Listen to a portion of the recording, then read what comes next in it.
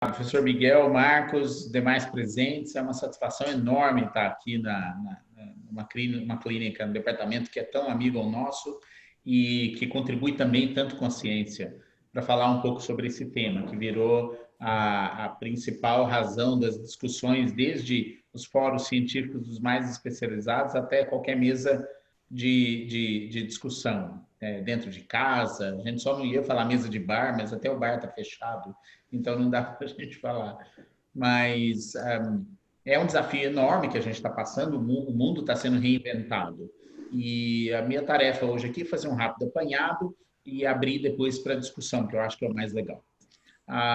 Sobre o coronavírus, só para trazer o conceito de SARS, coronavírus 2, nós estamos nos referindo ao vírus, e Covid-19 estamos referindo à doença, que é coronavírus infectious diseases 2019, que foi o ano que foi identificado. A gente sabe que tem muitos vírus que causam infecções respiratórias de uma forma geral, muitos deles causam infecções com extrema frequência, e o nosso amigo coronavírus veio para fazer parte desse rol. Ele causa infecções respiratórias tanto pandêmicas, como a gente está vivenciando, como também como sazonais. E esse gráfico mostra um pouco da característica dessa família. Nós temos vírus com 29 mil nucleotídeos, são da família dos coronaviridae, que são vírus RNA senso positivo, e nós já temos vários desses coronavírus que circulam por aí. Nós temos 2 alfa-coronavírus, chamado 229E e NL63, 2 coronavírus beta, HKU1 e OC43. Esses 4 causam infecções sazonais todos os anos, especialmente em criança, caracterizadas por um resfriado comum. Somente o HKU1 que pode se manifestar com uma doença um pouco mais agressiva. Tem os outros 3 coronavírus epidêmicos que causaram surtos, epidemias ou pandemias desde 2002 para cá, que a gente tem conhecimento.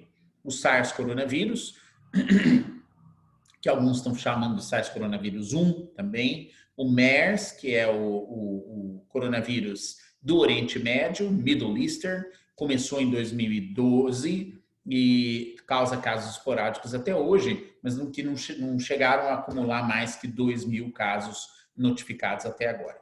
E o SARS coronavírus 2. Então, eu vou rapidamente falar sobre SARS coronavírus e MERS para dizer que são 2 vírus que causam infecção respiratória caracterizada por pneumonia, muito parecido com o que a gente está vendo agora com o SARS coronavírus 2. Com a distinção que esses 2 são muito mais agressivos. O SARS coronavírus, que causou uma epidemia com cerca de 9 mil pessoas que pegaram a doença entre 2002 e 2003, na região do sudeste da China, tem uma mortalidade de 10%. Enquanto que o MERS coronavírus tem uma mortalidade de 35%. A gente ainda não sabe exatamente qual é a mortalidade atribuída ao SARS coronavírus 2, mas eu vou comentar isso durante a minha apresentação. Essa é a estrutura do vírus, a estrutura por microscopia eletrônica, e chamar a atenção dos senhores para essas coisas que são as características principais do envelope do viral. Nós temos a spike, que é a proteína que está aqui, temos uma proteína que está localizada aqui na superfície do envelope, mas embaixo da spike, tem a proteína de membrana que faz a base para o envelope viral, a nucleoproteína, que é essa que está aqui dentro, e essa outra proteína chamada envelope, que ela é bem mais esporádica, vocês estão vendo aqui, ó, na constituição da superfície, que está distribuída pela estrutura. Essa aqui é a estrutura genômica, nós temos 29 mil pares de base aproximadamente, sendo que a gente tem uma coisa muito curiosa, isso eu quero chamar a atenção dos senhores, que a primeira delas é que nós temos aqui as 4 proteínas estruturais, E, M, N. Olha lá, E, M, N. Sendo que a S, que está... a proteína que tem um genoma maior, que é o gene maior, é essa proteína do spike. E agora, curiosamente, nós temos aqui 16 proteínas genes não estruturais e 10 genes acessórios. E quando a gente vai entender por que é que esse vírus tem tanta regulação e pouca estrutura codificada no genoma. Quando a gente vê todas as estruturas não codificantes, dá para perceber que é um vírus que tem uma quantidade enorme de mecanismos para se proteger da célula do hospedeiro. Então, a maioria disso daqui é para tentar proteger a estrutura viral, proteger o RNA viral e fazer com que ele passe pelo seu ciclo replicativo. E muitas dessas proteínas não estruturais ou acessórias, nós não temos ideia para que elas servem. Por exemplo, a NS9, NS11 e todas essas 8 proteínas genes acessórios, a gente ainda não conhece a sua finalidade. Muito interessante. Por outro lado, isso aqui tudo mostra que nós temos um número muito grande de alvos para desenvolvimento de medicações antivirais. Esse aqui é o ciclo replicativo. Vocês estão vendo que o vírus chega na superfície, ele tem 2 receptores, o receptor ACE2 e o receptor TMPRSS2, que permitem o vírus entrar na célula. Ele faz o seu ciclo intracelular, aquela sequência de RNA simples se transforma numa sequência de RNA dupla, onde a gente tem o RNA senso positivo, o RNA senso negativo, e a partir daqui começam a agir uma proteína chamada polimerase de RNA dependente de RNA, que é exatamente o que é codificado por esse gene chamado gene não estrutural número 12. E outros genes interferem na expressão desse RDRP.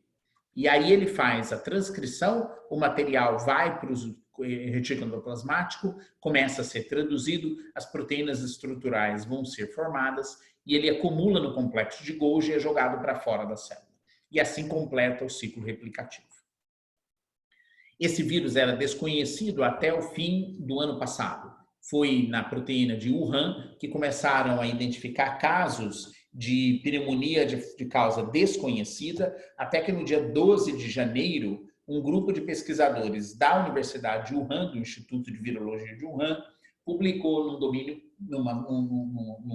num site público as primeiras sequências completas deste novo coronavírus, que era diferente dos demais. E dali começou a se perceber que ele estava se alastrando rapidamente nessa região altamente densa populacional da China, com 11 milhões de habitantes, na região da província inteira tinham 32 milhões de habitantes, e logo no começo o governo chinês decidiu por impor uma quarentena, coisa que é sem precedentes na história moderna da civilização.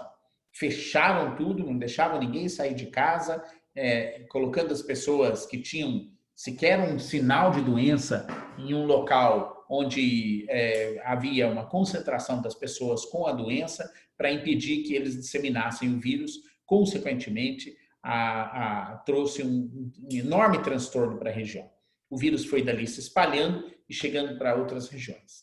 Acredita-se que os casos iniciais aconteceram por ligação epidemiológica nesse mercado livre de frutos do mar que existe na cidade, chamado Huanan. Lá tem a frequência de muita gente que compra frutos do mar e não que a transmissão inicial, a zoonose tenha se estabelecido naquele local. Mas, muito provavelmente, o primeiro caso que conseguiu disseminar o vírus foi nesse mercado e, a partir dali, várias outras pessoas pegaram. Então, é muito mais um local de disseminação do que de transmissão inicial do vírus de uma espécie não humana para humanos. Provavelmente, a transmissão veio a partir de um morcego, mas a gente ainda carece de mais elementos para tirar essa dúvida. Agora, o que a gente pode garantir pela sequência do vírus é que não se trata de um vírus produzido em laboratório ou vítima de alguma modificação genética que intencionalmente estava tentando modificar sua capacidade de transmissão, transformando numa arma biológica, nada disso. Tudo isso já foi refutado por pesquisadores muito respeitados com quem eu tive a oportunidade, inclusive, de conversar pessoalmente.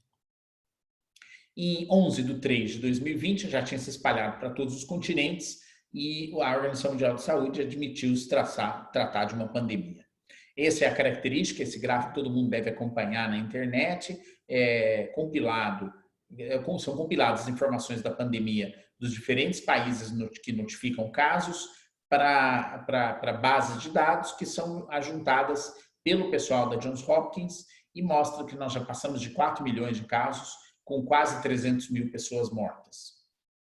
A patogenia da doença envolve a infecção pelo vírus de uma célula da mucosa. Essa é uma característica muito curiosa. O vírus ele não é muito invasivo. Ele causa um atapetamento das células da mucosa do trato respiratório e ali ele começa a se multiplicar. E quando a resposta do hospedeiro é favorável, há uma mobilização de resposta imune adaptativa, inata e adaptativa, e consegue neutralizar esse vírus e fazer com que a infecção seja eliminada por um sistema de memória imune, quer seja a produção de anticorpos neutralizantes, quer seja da educação de linfócitos T, especialmente os linfócitos TCD4 e TCD8, no reconhecimento de células infectadas e eliminação do vírus. Agora, infelizmente, para algumas pessoas a coisa vai pior, a situação se agrava com um processo inflamatório extremamente intenso, uma cascata de citocinas inflamatórias, que pode levar a uma inflamação do interstício e dos capilares pulmonares, consequentemente, uma dificuldade, uma perda progressiva da relação ventilação-perfusão, insuficiência respiratória, e muitas dessas pessoas podem morrer. Característica clínica da doença é a presença de febre, tosse e cansaço. Febre, tosse e cansaço. É a tríade clássica. Mas o que a gente vem notando agora é uma outra característica bastante sugestiva, que é a perda do olfato. Então, cerca de 65% a 68% das pessoas perdem o olfato, muitos deles também perdem o paladar, e a presença de sintomas não específicos, como febre, tosse, fadiga, mais a perda de olfato, aumenta em 10 vezes a chance da gente fazer o diagnóstico da Covid-19. Então, para muita gente, quando chega para mim falando assim, olha, semana retrasada eu tive febre, comecei a tossir um pouco e eu não estava sentindo o gosto dos alimentos e não estava sentindo o cheiro de nada. Provavelmente era Covid. O caso mais curioso foi de uma moça que chegou no meu consultório, que a principal queixa que ela tinha era que as crianças não estavam conseguindo mais comer a comida dela. Então, ela perdeu o paladar, estava servindo ou muito salgado ou sem sal, e ela sequer tinha a possibilidade de perceber essa diferença. Aí as crianças reclamaram, ela procurou o médico no pronto-socorro, fez o teste e deu positivo. Qual que é a característica clínica? É uma doença muito curiosa, porque na verdade parecem ser várias doenças numa só. Nós temos uma fase inicial, que é da primeira semana, onde a característica são esses sintomas inespecíficos, febre, tosse, cansaço, e a pessoa tem um quadro relativamente brando. Então fica queixando muito, fica em casa, não consegue se alimentar direito, alguns deles têm essa perda de paladar, mas quando dá entre o 7º e o 11º dia, a coisa pode se agravar bastante. Se a pessoa vai por aquele caminho de uma resposta inflamatória exacerbada, pode desenvolver infiltrados pulmonares bastante intensos, diminuição da capacidade de ventilação-perfusão, dessaturação e pode entrar em insuficiência respiratória. Então, essa é uma outra doença. Por que é outra doença? Porque, em geral, a gente vê nesses primeiros dias que está concentrada a viremia. A viremia é detectada, inclusive, nas infecções na superfície respiratória. Nessa segunda fase, a viremia já está em decréscimo. Pode estar presente, mas ela está em decréscimo. Só o que se suplanta é esse processo inflamatório muito intenso e desproporcional. E alguns falam que pode existir uma terceira fase, que é quando a pessoa fica entubada há muito tempo, fica num processo inflamatório muito extenso, vai desenvolver um processo cicatricial tardio que pode levar a fibrose pulmonar, e muitas dessas pessoas acabam não recuperando sua capacidade ventilatória normal. Isso aqui são duas tomografias. Do lado esquerdo é um exemplo de um médico infectologista amigo nosso, admitido com 8 dias de história, e vejam como tem esses infiltrados característicos multifocais, em vidro fosco, em ambos os pulmões. Ele foi acompanhado, ficou somente um dia internado, quando ele não estava se sentindo muito bem, mas logo depois foi embora, não chegou a desaturar. A saturação mais baixa que ele apresentou foi 92% de O2. Enquanto que esse outro senhor já é mais de idade, 62 anos, também 8 dias de sintomas, mas ele tinha uma mielodisplasia de base, que são uma das características que podem levar a pessoa ter um quadro mais agressivo. A gente vai falar mais sobre isso, mas ele tinha infiltrado muito mais extenso bilateral, esse aqui foi parar na UTI, mas está bem em casa também. Uma das características mais marcantes é que a taxa de mortalidade sobe com o passar da idade. Então, vocês estão vendo aqui que para crianças, em 44 mil crianças na China, só 0 morreram na faixa entre 0 e 9 anos. Enquanto que acima de 80 anos, quase 15% das pessoas que desenvolveram a doença morreram. O que sugere que algo acontece com a senescência que faz com que essas pessoas sejam sugestivas a esse desequilíbrio daquele processo inflamatório, ciência respiratória e poder morrer da doença. O que a gente sabe é que não é só o aumento da idade, mas a característica também muito importante é essas pessoas terem outras comorbidades, especialmente do trato cardiovascular. Eu vou mostrar os dados de São Paulo para tentar provar isso daí. A transmissão é feita de pessoa a pessoa ou por gotículas, mas agora muitos de nós estão suspeitando que esse vírus também possa ser passado por aerosol. E a forma de prevenção mais eficaz é o uso de máscaras, lavagem de mãos e evitar contato social. O Ministério da Saúde do Brasil detectou e admitiu o primeiro caso em 26 de fevereiro de 2020. Foi um senhor que veio da região da Lombardia, onde ele estava fazendo negócios, voltou para o Brasil, desenvolveu sintomas relativamente leves, foi internado num hospital privado aqui em São Paulo. A partir desse caso, a epidemia se estabeleceu no país, especialmente o epicentro aqui na região de São Paulo, mas curiosamente ela atingiu a classe mais favorecida. São justamente aquelas pessoas que têm convívio próximo com pessoas que vieram, que chegaram da Europa, dos Estados Unidos, e de fato, o sequenciamento genético feito aqui pela Esther Sabino no Instituto de Medicina Tropical mostrou que esse primeiro indivíduo tinha um vírus idêntico a outro vírus também isolado na região da Lombardia. Já o segundo vírus que foi identificado aqui no Brasil tinha mais semelhança com o vírus da Alemanha e um terceiro vírus era mais semelhante a um outro isolamento viral que tinha acontecido nos Estados Unidos, em Colorado. Então a gente foi meio que bombardeado por vírus chegando da Europa, Estados Unidos, e muito pouco de pessoas que vieram da China. Esse aqui é o panorama aqui no Brasil, que depois daqueles primeiros casos, a epidemia foi se alastrando, infelizmente, para a região mais periférica da cidade, onde se concentra a população mais desfavorecida, e foi espalhando para outras cidades do país. Então, vocês estão vendo aqui que a cidade mais atingida, o estado mais atingido ainda foi São Paulo, e um aumento progressivo no número de casos e de mortes. Nós temos, até ontem que eu fiz esse levantamento, já havia notificação de 162.700 casos, sendo que, curiosamente, a região norte foi duramente atingida, e a gente que está acompanhando o noticiário sabe que ali em Belém, Manaus, já acabaram os leitos, não tem mais aonde internar as pessoas, e infelizmente está se delineando um cenário que lembra um pouco o que aconteceu na Itália no começo do ano, onde a taxa de mortalidade foi altíssima. E é isso que traz esse gráfico. É a percentagem de pessoas que se faz o diagnóstico em determinada região que morrem da doença. Então, observem aqui que o Brasil vem com um aumento progressivo da percentagem de pessoas que estão morrendo da Covid. Nós estamos aqui ao redor de 6,2%, 6,3%, 6,7%, 6,8%, rumando para 7% entre todos que fazem o diagnóstico, que é mais ou menos na média mundial. Vejo que os Estados Unidos também estão num caminho muito parecido, mas eles já estão numa retração da epidemia, caso essa reabertura não dê um novo impulso para a epidemia voltar a crescer. E o pior país foi a Itália, por várias condições que a gente pode discutir depois, mas o sistema de saúde deles não foi capaz de absorver a demanda de casos que apareceu durante a epidemia. E aqui outros exemplos mais favoráveis, que é a Coreia do Sul, que adotou uma estratégia de testagem muito intensa, e a Islândia, que na verdade são, acho que 300 mil pessoas, eles foram lá testar todo mundo ao mesmo tempo. Fizeram 300 mil PCRs. E aí isso conseguiu fazer com que eles identificassem todos os casos positivos, isolou, e olha para vocês verem como ficou baixa a taxa de mortalidade relacionada à doença.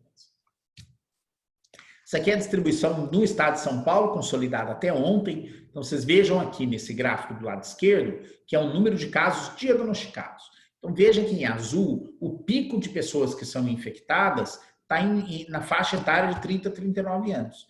que é relativamente natural de se imaginar, porque essas são as pessoas que mais saem de casa, que mais trabalham, que mais circulam, que cobrem distâncias maiores e, portanto, vão ter contato social maior.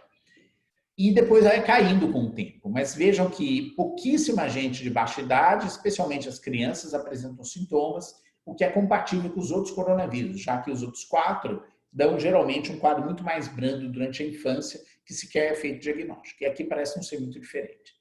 Mas como a população adulta do mundo inteiro não tinha sido imunizada anteriormente contra esse coronavírus, ele vem se transmitindo livremente e, portanto, infectando todas as faixas etárias. E qual é o problema? É que, na medida que vai subindo a faixa etária, vai aumentando a mortalidade. Então, a moda da curva de mortalidade está situada entre 70 e 79 anos de idade. Com isso, mostra que esse é o grupo mais vulnerável a desenvolver doença. E, de fato, quando a gente olha condições pré-existentes para desenvolvimento de morte relacionada à Covid, vocês estão vendo ali que 60% tinha cardiopatia, 43% ou 44% tinha diabetes, e logo atrás vem doença neurológica e doença renal. O que sugere, de fato, que deva existir alguma coisa do processo inflamatório dessas pessoas, quer seja um processo metabólico, quer seja uma senescência do seu sistema inato ou adaptativo, que fazem com que o vírus vire aquela mesa lá no 7º ao 11º dia de sintomas, cause um processo inflamatório intenso e leve a insuficiência respiratória nesta faixa etária e nessas pessoas que têm essas comorbidades. Como está a epidemia em São Paulo? Esse aqui é o gráfico que representa a síndrome respiratória aguda grave aqui na cidade, e o que a gente está experimentando é provavelmente que o fato da gente estar entrando na nossa pior fase. A gente veio com essa aqui é a linha pontilhada embaixo, é o número de casos de síndrome respiratória aguda grave, ou seja, independe de fazer diagnóstico de coronavírus, basta que a pessoa chegue no pronto-socorro com uma suspeita de pneumonia, vai ser notificada nesse sistema. E veja como aumentou. A gente foi para mais de 10 vezes o número esperado de casos para essa mesma região, essa mesma época no ano.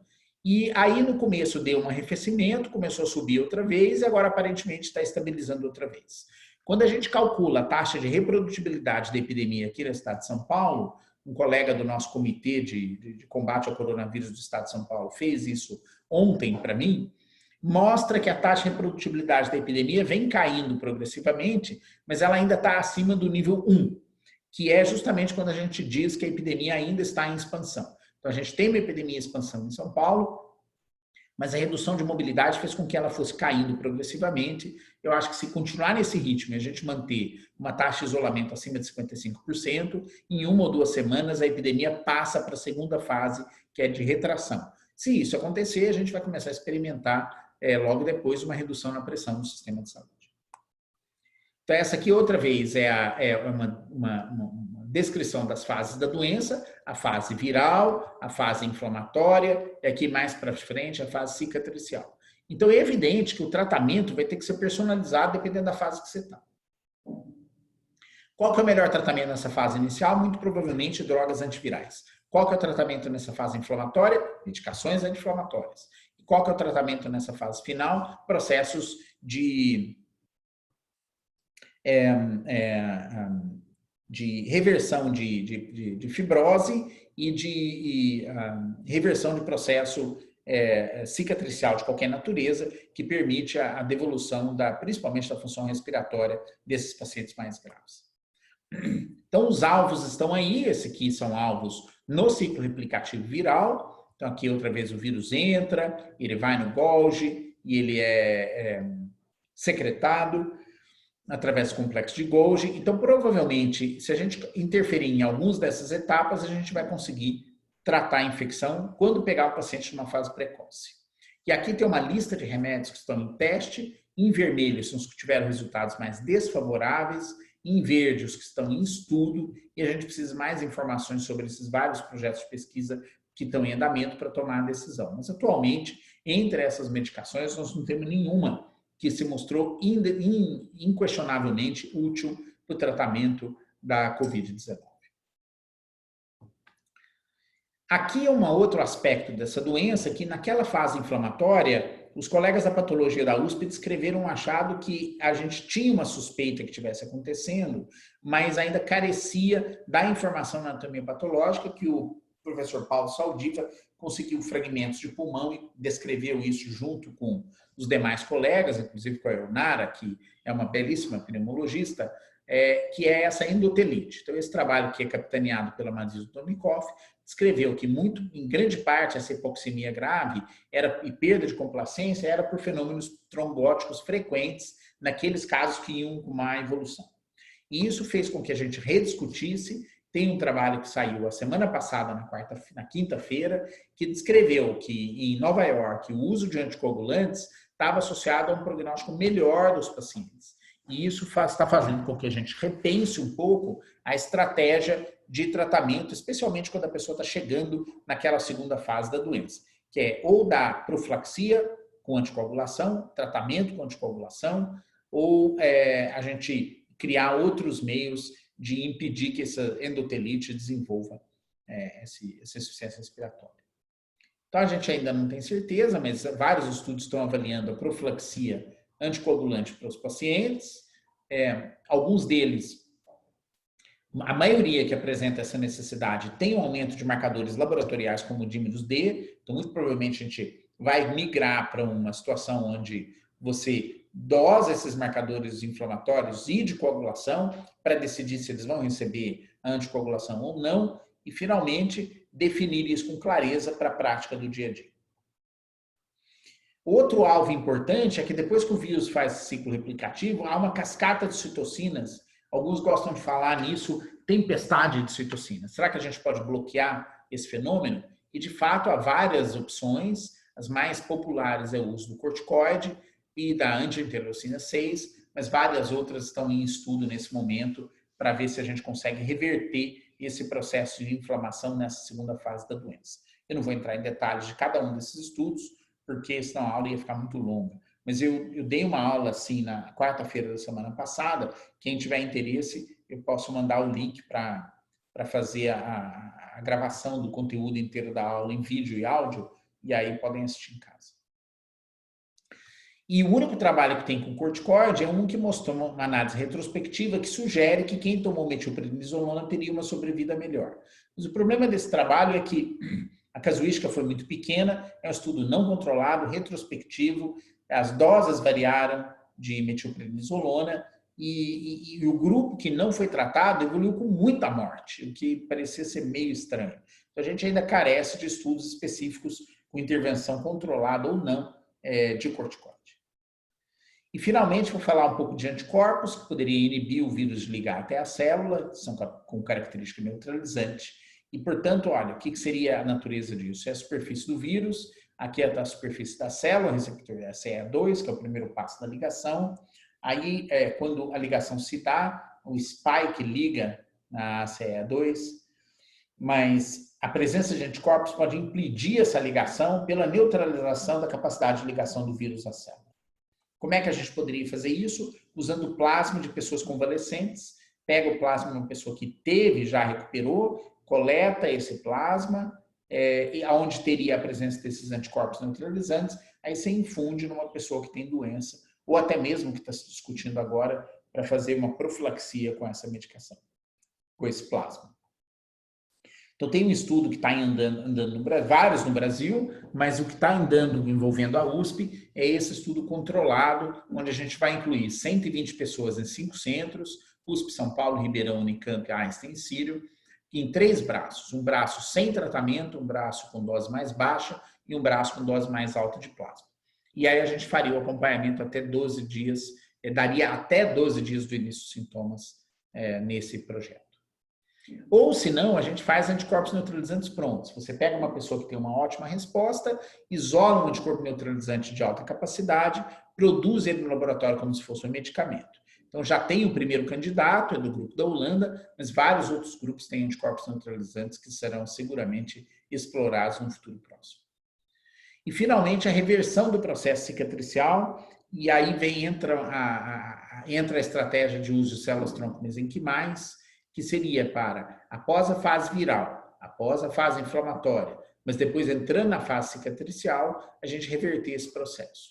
Então, tem já um grupo que nos procurou, a gente vai fazer na USP, quem vai coordenar isso vai ser o Rogério Souza, da pneumologia, e em cima de outros 2 estudos que estão sendo feitos no Brasil, o nosso vai ser o terceiro, com a infusão de células tronco-mesenquimais em pessoas na fase avançada da doença, que tem uma baixa relação ventilação-perfusão, um SAPS alto, que é um score de gravidade em UTI, e, outra vez, sempre tendo o grupo controle, que a gente não gosta de fazer estudo sem grupo controle. Finalmente, vou falar 2 palavras sobre o desenvolvimento de vacinas. Vários produtos estão no pipeline. Nós temos pelo menos 8 vacinas que já entraram em avaliação clínica, fase 1 ou fase 2, e o desenvolvimento de vacinas está sendo a jato, como a gente nunca viu na história. E acredita-se que até o fim do ano a gente já tenha, inclusive, dados de estudo fase 3 que estejam sendo realizados. É uma corrida ao ouro, vale fundamentalmente. Na minha opinião, o que vai resolver essa epidemia é só vacinas mesmo, ou alguma estratégia de prevenção que não seja vacinas como anticorpos neutralizantes monoclonais ou algum medicamento preventivo. Do contrário, a gente vai ficar indo e vindo nessa epidemia, a gente pode deixar isso para discussão. E aqui na urologia nós temos um projeto interessante que estamos fazendo junto com o professor Jorge Halak, que ele trabalha com estudos de atividade e função testicular espermática, nos procurou para a gente montar esse projeto, tem um apoio da clínica de andrologia, que é o Centro Androscience, e aí o que vai contribuir com vários dos ensaios que são feitos lá, e aí na colaboração entre o nosso departamento, o departamento de patologia e o departamento de radiologia e Instituto de Medicina Tropical, a ideia é avaliar a função espermática nessas pessoas e também obter alguns materiais com punção biópsia com agulha, que é a única coisa que é permitida nessas necrópsias, para ver pós-mortem nesses pacientes como está o testículo epidídimo em pessoas que morreram com a Covid-19. Esse estudo já foi aprovado pela Conep, já está começando a ser implementado aqui no Hospital das Clínicas, Faculdade de Medicina da USP. Aí eu vou encerrar aqui agradecendo vários dos nossos colegas, além do Jorge e os demais colegas da urologia que estão participando do projeto, o comitê de crise do Hospital das Clínicas, o departamento de moléstias infecciosas parasitárias, o nosso laboratório, os colegas do VRC que estão desenvolvendo vacinas que ajudaram com parte desses slides, o Ministério da Ciência, Tecnologia, Inovação e Comunicações, que cedeu já alguns financiamentos para projetos de pesquisa que a gente vai fazer. E eu só vou dizer, no finalmente aqui, convidar todos a visitar a nossa página da viralcure.org/HC, que é a campanha que a gente criou aqui no Hospital das Clínicas para arrecadação de recursos. Na rubrica de pesquisa, a gente já está batendo 1.700.000 de doações, mas a gente precisa de mais doações de pessoas para nos ajudar a combater essa epidemia com a forma que eu acho mais racional, que é fazer projetos de pesquisa racionais. E esse que é o editorial que eu convido todo mundo a ler na Science, que nós perdemos oportunidades no New York Times, nós perdemos oportunidade de investir mais em ciência, não só no Brasil, mas no mundo inteiro. Se a gente tivesse um pouco melhor preparado, talvez o tempo de enfrentamento dessa epidemia seria mais breve. E é com isso eu vou encerrar aqui e abrir para perguntas, se alguém tiver alguma. Muito obrigado. Bom, acho que eu quero cumprimentar o Esper, porque em poucos minutos ele mostrou para todos nós um panorama bastante completo e sofisticado do que é essa pandemia que, obviamente, está gerando tanto sofrimento no mundo e agora no Brasil. Talvez alguns de vocês não estivessem aqui no início, mas o Esper certamente é um dos brasileiros agora mais envolvidos com esse processo, não só pela qualificação dele técnica, médica, como infectologista, mas principalmente por uma característica própria dele que eu já enalteci aqui. Ele é um tremendo comunicador. Comunicação Me desculpa se eu estou repetindo para aqueles que estão no início aqui, mas comunicação, no momento de pandemia, em que existe uma grande dispersão das pessoas, um estado de sofrimento contínuo, por não se saber o que fazer, por se ignorar o que vai acontecer, todo mundo se sentindo ameaçado, informações corretas realmente servem para suavizar o espírito das pessoas, colocar um pouco de ordem no caos, permitir que as pessoas possam sobreviver a esses momentos mais difíceis. O Kleber e o Esper faz esse tipo de conjunção de ciência com uma postura de defesa da sociedade, muito boa essa conjunção que ele faz, na hora que eu quero cumprimentá-lo por isso, agradecer por esses minutos que ele dedicou a nós aqui da urologia. Eu queria fazer um comentário, eu queria cumprimentar o Jorge Alac.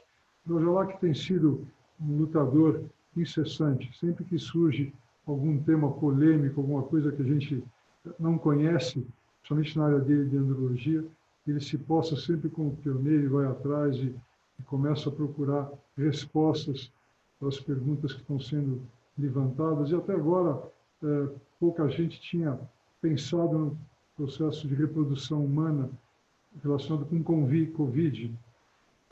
Por coincidência, esse fim de semana, eu até fui ler o trabalho, porque foi a primeira referência que eu vi, surgiu um estudo analisando doentes com Covid, fazendo espermograma nesses doentes. Foi um grupo pequeno de doentes que foram estudados, foram 50 casos, lá em Wuhan. É muito curioso, porque o autor ele diz que conseguiu selecionar 50 doentes, mas em 12 ele não pôde fazer o exame, porque alguns morreram, alguns entraram em coma e alguns eram impotentes sexuais. Então foi muito curioso, aí só sobraram 38.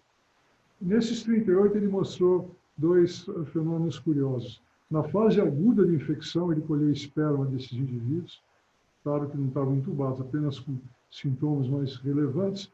25% apresentaram vírus no sêmen. Portanto, na fase aguda da infecção, 1/4 dos doentes elimina vírus no esperma. E na fase de convalescência, só 2% continuava eliminando. Portanto, o vírus acaba invadindo a barreira hematotesticular, ele supera essa barreira, entra no testículo, na vigência da infecção, 1/4 dos doentes atingidos, e depois esses indivíduos se recuperam e só 2% continuam com o vírus presente no período de convalescência imediata.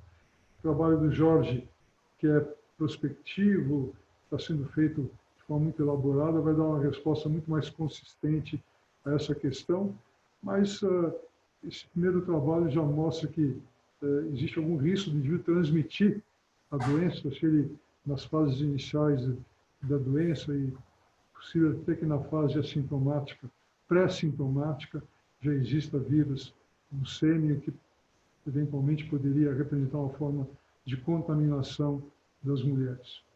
Eu queria que agora todos que estão nessa sala sintam a vontade para fazer perguntas para o Esper. Eu queria, desculpa, só aproveitar e fazer mais um comentário, Esper.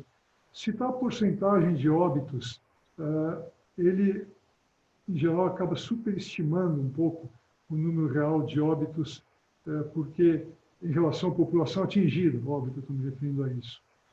Quando você testa todo mundo e vai ver quantos morrem, é 1%. O Brasil está com 5% ou 6% de óbito, mas é que ninguém foi testado aqui.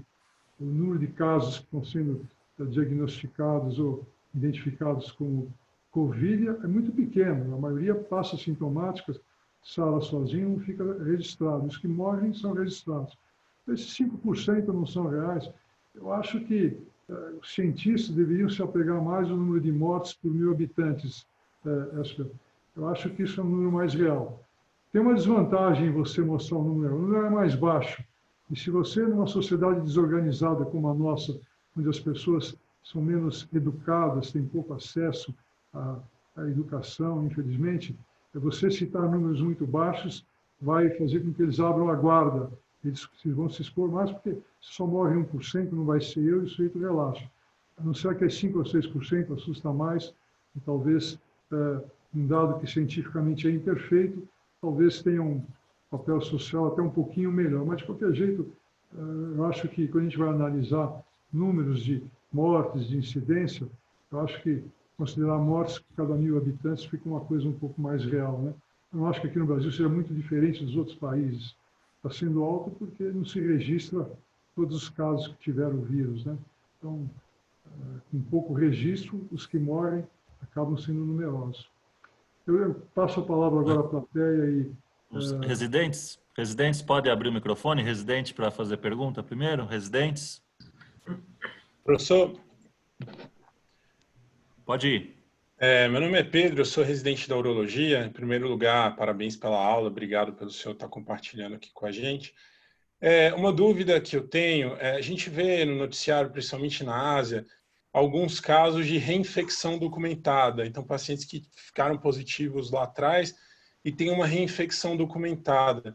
Queria perguntar para o senhor o que já se sabe sobre o grau de proteção e de imunidade que uma infecção prévia gera e se a positivação do IgG impacta nessa proteção. Obrigado. Obrigado pela pergunta, Pedro. É muito importante porque esses casos que dão uma PCR positiva tardia não significam reinfecção. O que a gente está aprendendo é que o tempo que a PCR fica positiva na secreção respiratória, mediano, dá 3 semanas e meia depois de um teste positivo. Algumas pessoas passam de 6 semanas com teste positivo. Então, isso que foi chamado de reinfecção, na verdade, era somente a persistência do RNA viral na secreção respiratória. Esse RNA viral não significa que a pessoa tem vírus viável. E, de fato, até agora na literatura, a esmagadora maioria das pessoas já não tem mais vírus depois de 8 dias. O que significa que o que sobra e causa esse PCR positivo são restos de RNA que ou então dentro de células ou eles são fragmentos incompletos de RNA que amplificam. Mas até agora, Pedro, não teve nenhum caso de uma pessoa que desenvolveu Covid-19, que é a doença, mais de uma vez. O que leva a crer que a resposta induzida após a infecção seja protetora.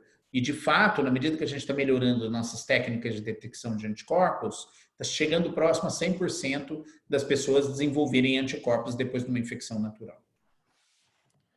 Perfeito, obrigado. Vinícius ia fazer pergunta, Vinícius? Eu ia, mas ele acabou. Boa tarde, eu sou Vinícius, eu também sou residente da urologia. Eu ia perguntar, mas o senhor já respondeu. Eu ia perguntar sobre se há um racional em fazer um reteste do paciente antes dele voltar ao convívio social. Mas o senhor já respondeu minha dúvida. Não há, né, Vinícius? Próximo, residentes, perguntas? Professor Esper, está me ouvindo? Sim. Professor, boa tarde, sou o Rômulo, residente da urologia. Primeiro, queria agradecer aí pela aula, muito esclarecedora. E eu queria tirar uma dúvida com o senhor a respeito respeito do suporte ventilatório desses pacientes. A gente viu que no começo tinha uma tendência maior a eles serem intubados precocemente.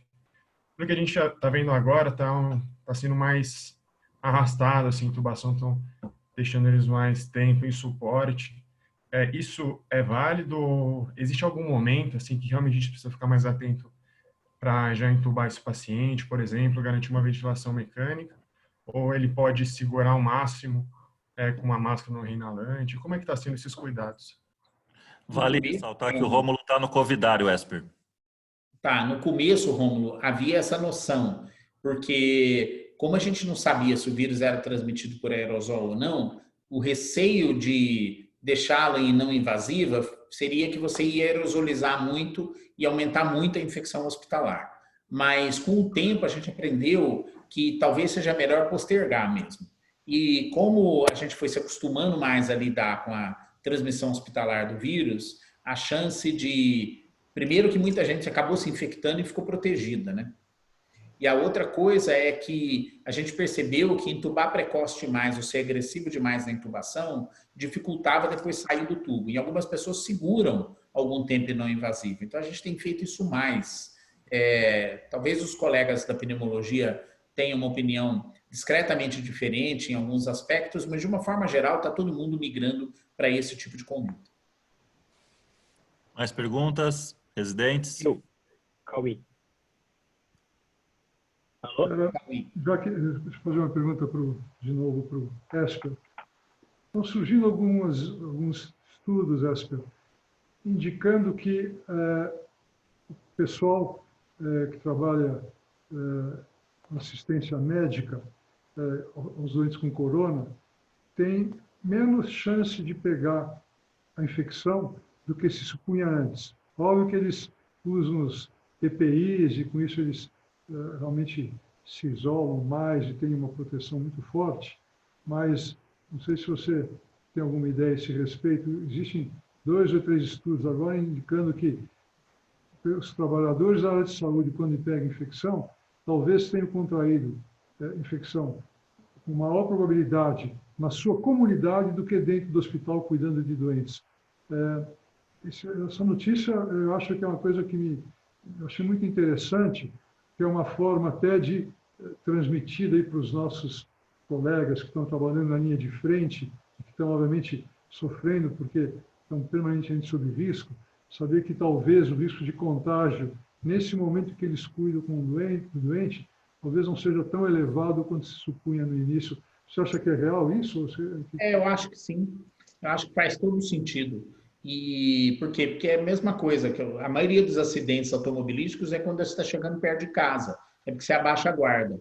Aqui é a mesma coisa, a pessoa está num local de trabalho sob estresse, ele é muito mais atento às suas medidas de proteção, ele sabe onde está o paciente suspeito. Em casa, não. Então, isso é um fenômeno que foi observado mesmo, faz sentido. O que não deixa de ser verdade, o fato dos profissionais de saúde terem risco aumentado de contrair o vírus do que a população geral. Porque, embora eles tenham, a maioria, infecção em casa, uma parcela deles tem infecção também dentro do hospital. E quando a gente vê os ensaios de soroprevalência na população geral, comparando com profissionais de saúde, vê que profissionais de saúde já são mais infectados, o que é uma coisa relativamente natural. No HC, a gente teve muita gente afastada com suspeita e com confirmação de diagnóstico. Felizmente, nenhum dos funcionários do nosso complexo morreu. Alguns tiveram uma situação muito grave, mas felizmente a gente está conseguindo proporcionar. Então, isso é outra coisa importante, é que no começo da epidemia, professor Miguel, alguns começaram a suspeitar que funcionários de hospitais e de profissionais de saúde estariam sob um risco maior que morrer do que a população geral. E é exatamente o oposto. Eles fazem mais diagnóstico, diluem mais o denominador, recebem assistência mais prontamente e a chance de morte relacionada à Covid é menor. Está ficando claro, Esper, uma coisa que acho que está ficando claro para todos, é que mortalidade está intimamente associada à qualidade do atendimento que esses doentes recebem. Eu não vejo doentes morrerem em número significativo nas grandes instituições hospitalares de São Paulo. Entram, ficam lá entubados 1, 2, até mais tempo, semanas, sobrevivem, ao passo que nesses hospitais de campanha, que são impressionantes como eles foram construídos rapidamente no Brasil, eu quero enaltecer o esforço da nossa população, das pessoas que realmente conduzem a nossa sociedade, porque tentaram criar essa solução sem nenhuma preparação, sem nenhum apoio quase governamental, e criaram esses hospitais, mas nesses hospitais, obviamente, o atendimento dos doentes deve ser precário. No indivíduo que está entubado, com ventilação, entrando com hipotensão, com todas as complicações associadas a uma situação grave como essa, e aí morre muita gente. O que eu estou querendo dizer, obviamente, é que existe uma diferença social tremenda nos índices de mortalidade, é uma coisa que a gente fica constrangido em falar em público, mas eu não vejo doentes morrerem nas grandes instituições, e o contrário, na população mais carente, eles não estão nem conseguindo entrar dentro das instituições, estão morrendo nas calçadas, ela no Equador e no Brasil que está acontecendo agora, antes de chegar dentro de uma sala, no hospital ou numa sala de UTI. Né? Isso é uma situação constrangedora e perversa. Né? É. Os residentes... Cauí, segue, Cauí. Olá, professor. Meu nome é Cauí, sou residente da Urologia. Obrigado pela aula, primeiro de tudo. E eu queria saber do senhor se, dentre essas medicações que estão sendo estudadas, Qual que delas deixa o senhor mais animado assim, para eventualmente mudar essa curva de mortalidade? Ou o senhor acha que só teremos algum avanço com as vacinas mesmo? Eu acho, Cauê, que se você olhar para o resto das doenças virais agudas, são poucos os exemplos de medicações que tenham sucesso. Porque o prazo que você tem para atuar com antiviral é muito curto. No caso da gripe, por exemplo, a gente tem o Tamiflu, tem o Relenza, tem outros remédios que a gente utiliza, mas se você não usa muito precocemente, eles praticamente não funcionam. E isso diminui um pouco o entusiasmo de antivirais para a Covid. Embora vale a pena tentar. Tem o Remdesivir, que mostrou um resultado modesto nos Estados Unidos, embora o estudo ainda não tenha sido publicado na íntegra. Hoje, no dia 11 de maio, a gente ainda não tem, mas o FDA aprovou o uso. Nós estamos testando na USP um outro remédio chamado Galidesivir, que está incluindo voluntários no estudo fase 1. Tem outras medicações sendo testadas no mundo inteiro, o Favipiravir, o Arbidol, mas, outra vez, eu acho que o lugar para essas medicações vai ser restrito. Agora, a segunda fase da doença, que é esse processo inflamatório, é relativamente único para esse tipo de vírus. E talvez a gente encontre algumas coisas que funcionem um pouco melhor, mas ainda está faltando aquela bala de prata. Eu acho que o que vai resolver o problema dessa pandemia é uma vacina mesmo. E é isso que eu estava conversando com o professor Miguel antes de começar essa aula. Se eu tivesse R$1 bilhão hoje para investir no combate, eu ia atrás de produtores de vacina, sentar com eles, escolher as melhores candidatas, fazer o teste o mais rápido possível, financiar isso e comprar o direito de uso para o Brasil. Porque é a única forma que você vai conseguir, de fato, induzir artificialmente uma imunidade de rebanho. Obrigado. Mais alguém? Residentes? Não residentes podem fazer, Marcos? Pode, está aberto, Eduardo. Fica à vontade, por favor. Oi, Esper, boa tarde. Eu sou R33 da URO, Eduardo Mazzucchi. Você falou das vacinas e que, obviamente, isso é o que vai resolver o problema. Você vê que o Brasil, quando sair a vacina, algum órgão governamental ou mesmo privado vai ter condição de fabricar isso em escala? Ou nós vamos ficar sempre dependendo do exterior e vai ser um problema vacinar em massa a nossa população? Obrigado. Acho que essa é uma dúvida super pertinente, Eduardo. E agora, vai depender de quão ativo for o governo brasileiro e os representantes brasileiros nessa negociação, nessa fase precoce. E veja, nós estamos falando de 8 vacinas que já estão em testes clínicos e pelo menos 30 que estão em desenvolvimento. Nós temos capacidade de produção de vacinas no Brasil. O Instituto Butantan, aqui em São Paulo, e a Biomanguinhos, no Rio, produzem milhões de doses de vacinas.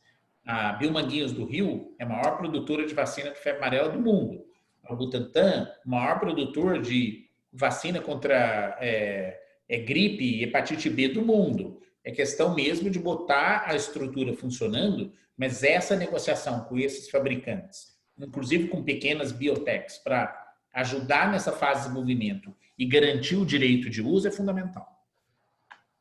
Nós temos que ser estratégicos, é isso que eu quero dizer. Obrigado. Comentários? Alguém abrindo? Comentários? Tá o Jorge aí. Esper, vou fazer uma pergunta, defendendo um pouquinho, pensando um pouquinho nas crianças. O que a gente viu do perfil epidemiológico, uma questão interessante das crianças serem menos afetadas. Interessante nisso é que nessa, vamos chamar de quarentena, o que aconteceu é que as crianças sem escola e as crianças ficando em casa, a gente teve uma diminuição brutal na incidência de patologia respiratória em criança. Então, a gente tem os infantis que estão vazios, né? A gente tinha a piadinha que o resfriado de um é o resfriado de todos na escolinha, né?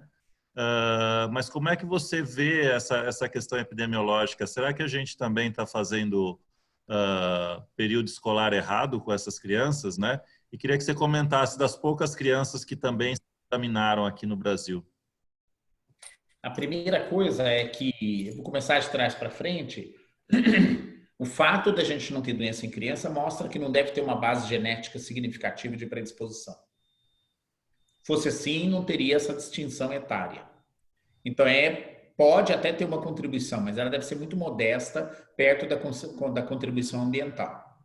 Sobre a circulação de vírus de uma forma geral, cada vez mais a gente está aprendendo na epidemiologia de viroses respiratórias que é praticamente inevitável de entrar em contato com dezenas e dezenas de vírus todos os anos. E é claro que essas medidas de isolamento social são benéficas. Até agora, a maioria dessas infecções respiratórias eram doenças banais e só sobrava para a gripe, o vírus essencial respiratório, naqueles mais imunossuprimidos, o privilégio de se causar doenças graves, enquanto que o resto tudo é resfriado, né, coriza e só essas coisas assim. Então, a preocupação com a gente era menor, mas a gente vai ter que repensar isso para o futuro. Não só no sentido de quais são as medidas mais adequadas de isolamento e de prevenção, mas também como a gente deve investir no desenvolvimento de vacinas. Se a gente tivesse desenvolvido vacinas contra SARS, contra MERS, ou com os 4 coronavírus que circulam por aí, talvez a gente tivesse a nossa arma pré-pronta para fazer vacina contra o coronavírus 2. E isso está tomando muito mais tempo. A gente deveria fazer o mesmo para vírus social respiratório, para adenovírus, para metapneumovírus, para influenza? Eu acho que sim. Nós temos que rumar nesse caminho.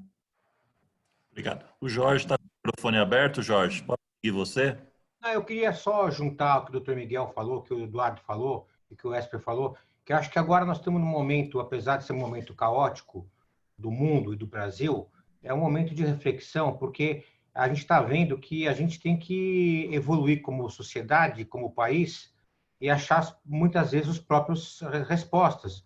Não dá para ficar dependendo tanto assim do exterior para tudo.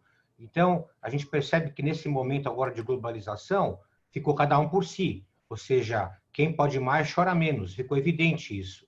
Então, por que a gente não pode, como sociedade e como país, tentar achar soluções nossas dentro da nossa realidade científica, que é muito boa? Os cientistas brasileiros são excelentes. Então, falta investimento para a gente conseguir fazer vacina no Brasil, para a gente conseguir fazer respirador no Brasil, para conseguir fazer os testes diagnósticos no Brasil. A gente está vendo que os testes que vêm da China, esse teste rápido, tem uma falha de 75%. Isso inviabiliza a qualidade do teste. Então, essas dificuldades todas têm que servir de alerta. Por quê? Porque vai vir uma outra pandemia no futuro.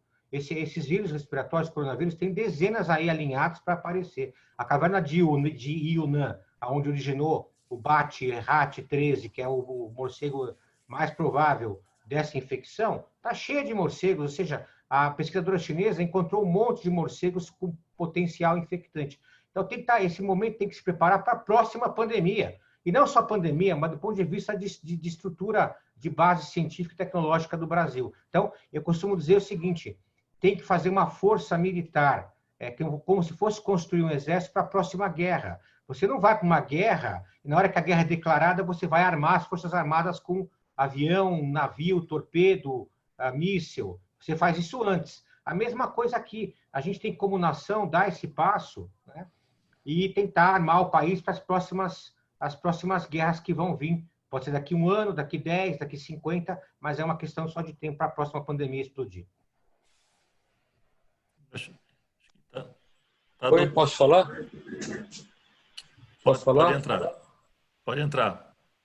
Oi, é o Ricardo Jordão. Olá, boa tarde a todos. Parabéns pela aula, professor Esper. Eu tenho uma pergunta. Pacientes que estão necessitando de uma cirurgia, mas que estão assintomáticos e às vezes estão com uma neoplasia, estão com uma situação que estão ansiosos por resolver os seus problemas. Atualmente, tem alguma maneira de triar esses pacientes para que eles possam progredir para a cirurgia de uma maneira segura? Qual é a orientação do senhor, professor? Muito obrigado pela aula brilhante. Muito obrigado.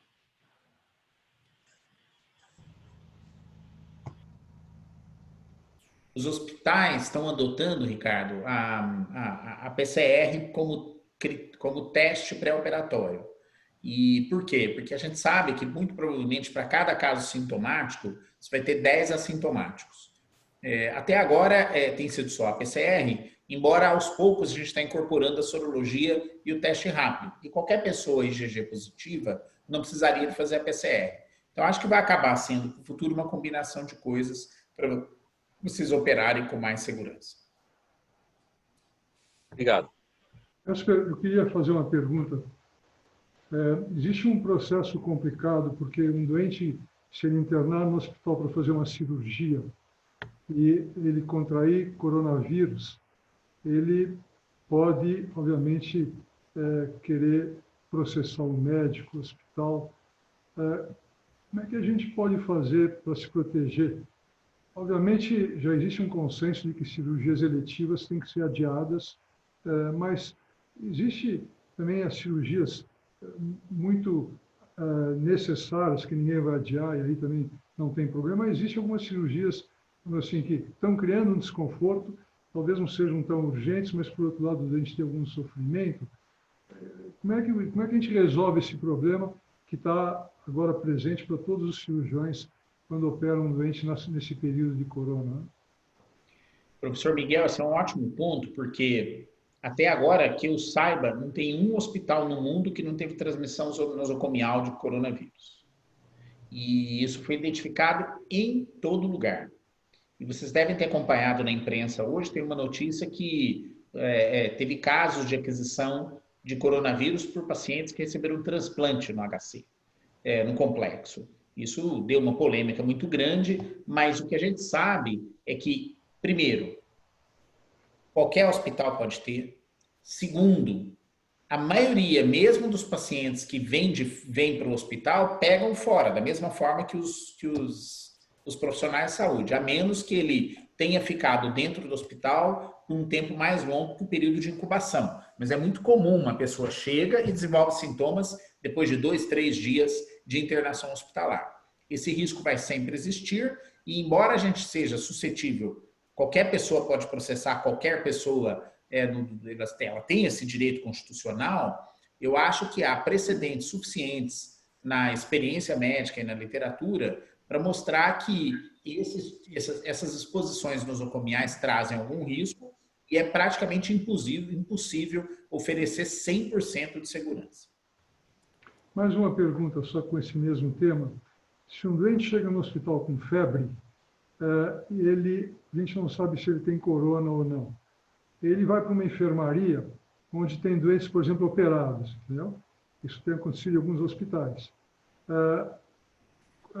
Isso, obviamente, coloca em risco os outros doentes que, se desenvolverem um corona depois de alguns dias, vão dizer que aquele paciente infectado que veio para o andar, obviamente, foi quem trouxe esse quadro de infecção para dentro do hospital. Existe o contrário. Existe sujeito que não tem corona, que está com uma febre de outra causa qualquer e que é colocado internado no hospital, no andar que às vezes tem doentes com corona. O que os hospitais devem fazer? Porque se você manda o doente que tem com febre para um lugar onde está cheio de doentes com corona, e ele não tiver corona, ele vai achar ruim. E se você coloca um doente com corona no meio de doentes que não tem nada, quem vai achar ruim são esses doentes, entendeu? A situação... A solução ideal, professor Miguel, talvez não seja factível para todos os hospitais, dependendo do tamanho da infraestrutura. Mas o que se pode fazer é uma zona de transição na admissão de qualquer paciente que não tenha diagnóstico antes. Se alguém chega com corona, é fácil, só coloca ele na ala que está dedicada aos pacientes com coronavírus. Se alguém não tem corona e não tem sintoma, ele pode ser colocado numa outra área intermediária, onde é feito o resultado. E agora está ficando pronto em 24 horas, na maioria dos lugares, aqui em São Paulo, e dependendo da agilidade do laboratório, ele pode ficar pronto em 6 horas, se tiver plantões, equipes técnicas no laboratório que dê esse resultado tão rápido assim. E aí ele poderia ir para a área corona livre, sem ainda o risco, não podemos esquecer, que ele esteja no período de incubação, que é até 5 dias na maioria das pessoas. Agora, isso também a gente pode tentar incorporar a presença do teste rápido para anticorpos. Então, se alguma pessoa chega e faz a PCR, pode fazer, por exemplo, começar o teste rápido. Se ela for IgG positiva IgM negativo, significa que é infecção pregressa. A chance de pegar é praticamente zero, vai para uma área livre de corona. Se esse resultado é negativo, aí faz a PCR para ver se está numa fase inicial e aí divide outra vez dependendo do resultado. Eu acho que isso seria a situação ideal. Não são todos os hospitais que têm essa área, espaço suficiente para essa área intermediária. Então, o que pode ser feito é um programa para isso ser realizado na véspera da internação, como sendo também uma medida para mitigar as chances de infecção hospitalar. Queria fazer um comentário. Vai lá, Curi, está aberto o seu microfone, manda ver. Parabéns ao professor Callas, uma aula simples e magistral. Nós temos que fazer alguma coisa em relação ao que o Jorge Alac falou. Por que o Brasil está começando a fazer um projeto quando já existem 80 pessoas, grupos, entidades fazendo as pesquisas necessárias para ficarem com a patente do negócio? Nenhuma dessas entidades internacionais chegou aqui ao Brasil. Professor Esper, nós temos condições de fazermos um trabalho conjunto. Então, seria abreviado esse tempo que nós estamos tendo agora, correndo atrás de uma vacina, quando já existem 80 em possível produção e mais algumas que vão gerar muitas patentes. Só isso. Não, sem dúvida nenhuma. Mas o mundo inteiro está pesquisando. O Hospital das Clínicas da Faculdade Complexo tem 38 projetos de pesquisa já catalogados. Eu junto com uma colega, a doutora Vivian, no Departamento de Moléstias Infecciosas Parasitárias, fizemos um trabalho de compilação de todos os projetos envolvendo Covid-19 de todos os departamentos. E nós representamos, doutor Curi, 20% dos projetos aprovados na CONEP com Covid-19 aqui no Brasil. O que significa que nós estamos dando uma contribuição muito significativa, fazendo o que a gente pode e espero que a gente continue. Vamos continuar trabalhando e recebendo propostas de pesquisa de todos os nossos colegas, inclusive da urologia. Algum comentário mais? Alguma pergunta a mais? Microfone aberto, só abrir o microfone. Eu só podia agradeço as palavras do professor Miguel. Fiquei muito lisonjeado e agradeço realmente. Eu só queria dizer que o interesse que nós temos pelo trato geniturinário e reprodutivo é porque o segundo órgão que mais tem receptor ACE2, que o Esper falou, depois do pulmão, são os testículos. O rim é o terceiro lugar. Então, é óbvio que o cara está internado, 7% vai evoluir com insuficiência renal, então isso é notado. Agora, se o cara tem orquídea ou tem alteração espermática, ninguém vai falar isso, mas o testículo, em teoria, tem um órgão muito alvo para o vírus atuar. E a questão nossa não é só saber se ele está presente no sêmen, mas se a cultura de sêmen é positiva, ou seja, se há transmissibilidade do vírus no sêmen, e se é por onde que isso vai entrar no testículo. Então, a gente está fazendo, por exemplo, com a patologia de corpo monoclonal, para ver aonde que é a porta de entrada do vírus, se é a célula de Leydig, se é a célula de Sertoli. Então, parece que tem uma predileção pela célula de Leydig mais do que a célula de Sertoli. Então, a gente está vendo todos esses mecanismos de lesão, e a tempestade de citoquinas é algo muito interessante para nós, porque o mecanismo de lesão da célula do espermatozoide, ele passa por citoquina. Eu estudei isso na década de 90. Então, esse mecanismo ele vai gerar necessariamente um estresse oxidativo, e é o que a gente faz, que a gente estuda já há muitos anos. Então, eu tenho a impressão que a urologia pode contribuir para o entendimento do mecanismo de lesão celular. Lembrando que o que acontece no trato reprodutivo acontece no cérebro. Então, tanto o neurônio quanto a linhagem germinativa, eles são células que têm camada bilipídica. Então, o mecanismo de lesão é o mesmo. Isso é interessante. A questão dos microtraumas, a gente tem visto isso nos testículos, a questão dos êmbolos. Então, é muita coisa nova que vai vir por aí, de uma doença absolutamente nova e desconhecida da medicina. Então, isso que é uma coisa que chama atenção. Essa doença é uma doença nova. Obrigado. Professor Miguel, o senhor quer fazer o fechamento, por favor? Eu quero agradecer o Esper por ter dedicado aí uma hora da vida dele a fazer essa apresentação para a nossa disciplina. Nós tivemos, eu chequei algumas vezes, 70 pessoas na sala. Certamente todas se enriqueceram do ponto de vista técnico. Mais do que isso, todas puderam ter contato com uma pessoa que é um modelo de comportamento na área médica, e isso, para as novas gerações, a meu ver, representa uma experiência muito rica e muito relevante. Vendo pessoas como Esper, que as novas gerações crescem, podem chegar a posições que eles sempre aspiraram, de eficiência, de exercício da medicina na sua maior dimensão. Muito obrigado por dedicar esse tempo a nós, Esper. Saiba que você, a partir de agora, é um urologista emérito. É um título que a gente nunca tinha dado para ninguém na rua, mas você vai ser o primeiro, né? Você é a galeria dos eméritos. Todos de cabelo branco, obviamente, você vai ser a única exceção nesse grupo, porque o emérito, por natureza, é uma pessoa que já passou do ponto, né? Muito obrigado mesmo, e eu espero que na próxima apresentação você venha discutir como é que funciona a vacina que está salvando o mundo. Muito obrigado. Né? Professor Miguel. Considerações finais, Esper, considerações finais? Muito obrigado, professor Miguel. Eu elogio e tanto. Esse eu vou carregar para o resto da minha vida. E eu vou ficar agora falando para o Jorge para ele me respeitar como urologista. Mas muito obrigado mais uma vez. Obrigado, Marcos. Obrigado aos demais colegas. Eu estou à disposição. Se vocês quiserem os slides dessa aula, só me mandem um e-mail, esper.calaz@usp.br. Eu dou os slides para vocês usarem qualquer apresentação de vocês para qualquer finalidade. É um prazer muito grande, porque eu acho que as cabeças que estão aqui são ótimas e ajudam a disseminar a boa informação para todo mundo. Professor Miguel, mais uma vez, obrigado pelo gentil convite. Marcos, meu amigo, sempre estou à disposição. Muito obrigado. Estamos encerrando a gravação e encerrando a reunião para todos. Obrigado pela participação de todo mundo. Professor Miguel, muito obrigado. Até mais, tchau.